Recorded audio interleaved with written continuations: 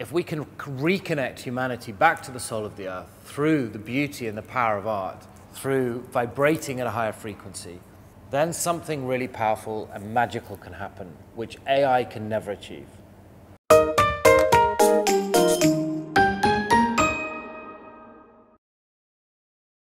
Technology is changing how art is created, displayed, sold, and consumed. Are you wary of the use and abuse of new technologies? Wow, man. Okay, I could write a thesis on that. Okay, so the main problem is that our future is human. Our future is not technology. Our future is human. We communicate at our most poignant through energy. The problem with technology, it emits static. And when technology combines with art, it can be a real problem. And I think we're moving away from the beauty of what art can be and its true power. So the interesting thing is, art is made of two words, love and empathy. Humanity is made of two words, love and empathy. When the two combine with love and empathy, art and humanity, something incredibly powerful happens. It doesn't happen much in the technological world of art. You lose that understanding of the soul, because what's very interesting is colors vibrate, they give off an energy. And when you see painted marks on a canvas and you have a red next to a green, it vibrates at a different frequency to a red next to an orange or a red next to a blue. You don't get that in technology. When technology, art-driven technology is created, you don't get that frequency and vibration because it's emitting static. So that takes away one of the most beautiful elements of real art. So 10 people can make exactly the same brushstroke with exactly the same brush and the same paint, but the intention with which they do it changes that stroke, changes its vibration, and it creates magic if it's done with the pure intention. That can come across in canvas. It can't come across on a flat screen with using technology. You cannot feel that intention. So that's the major problem. AI is changing art. Do you find it playful or serious? When AI takes over, you lose something. You lose the soul.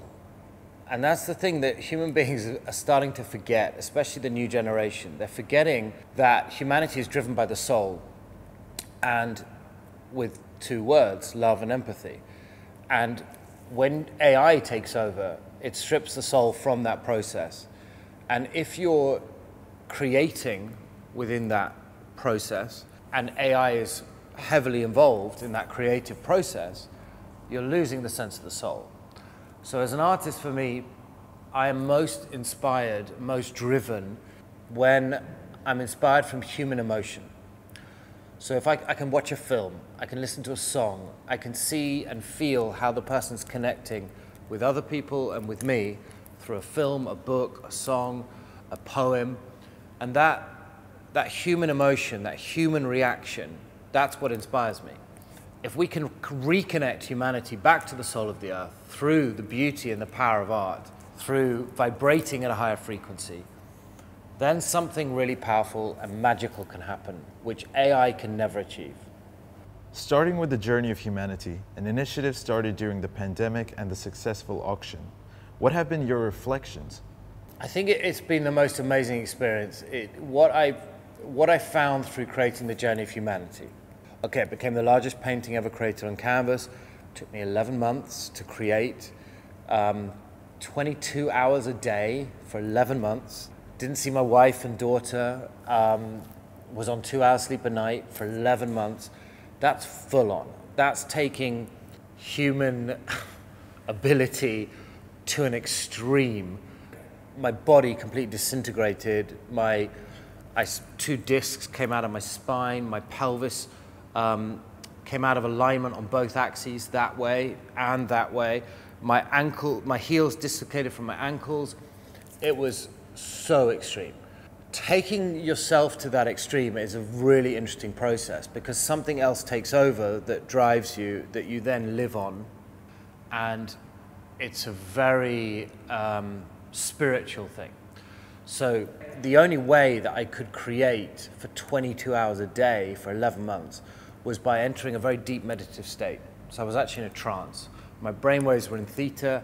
I was tapping into something out there, and I was in a state of surrender. And I think when you're in surrender, you become much more powerful, and it's an amazing thing. But we rarely force ourselves to do that, to really surrender for that length of time.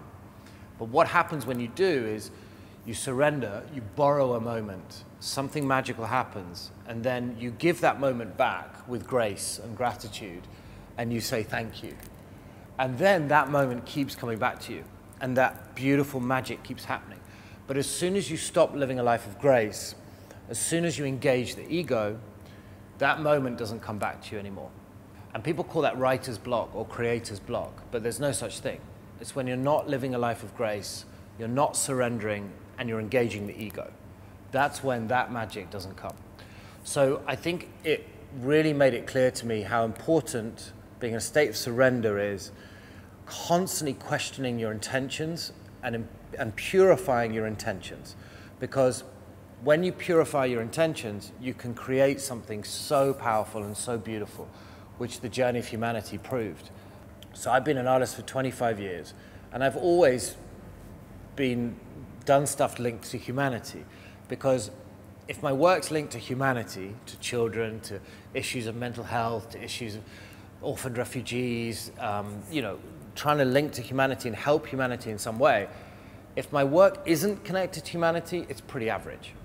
But what I found, which was really strange, was up to that point, very, very, very few artists, very few, a very small percent, were doing anything charitable. Very few galleries, auction houses, artists were actually doing proper charitable things with their work, with their creations, raising actual money, trying to get it to a good cause, trying to follow it through, really trying to actually make a difference in our world through their creations. Very few. What was weird was I had so many phone calls from different charities all around the world during this process and after it, heads of these charities saying, do you realize what you've done? And I'm, well, not really, because I was right in the middle of it. I had no clue, really. And they said, you've inspired so many other people around the world to actually dig deep and try and do something that can help others through their work. And I was blown away when I was told that that's what had happened. I was like, wow. And they said, that's the real power of the journey of humanity. It's not what you've achieved on your own. It's not the money that's been raised.